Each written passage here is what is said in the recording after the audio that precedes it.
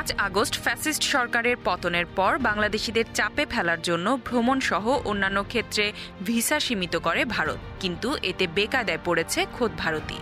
কেননা এরই মধ্যে বাংলাদেশিদের জন্য ভ্রমণ এবং চিকিৎসা সহ নানা প্রয়োজনে থাইল্যান্ড ও সিঙ্গাপুর হয়ে উঠেছে পছন্দের দেশ।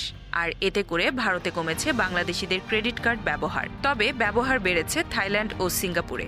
সম্প্রতি বাংলাদেশ ব্যাংকের এক প্রতিবেদনে এ তথ্য জানানো হয়। প্রতিবেদনে আরও বলা হয়, জুনে ভারতে বাংলাদেশি কার্ড ব্যবহার করে খরচ হয় 92 কোটি টাকা, অক্টোবরে যা নেমেছে 54 কোটিতে।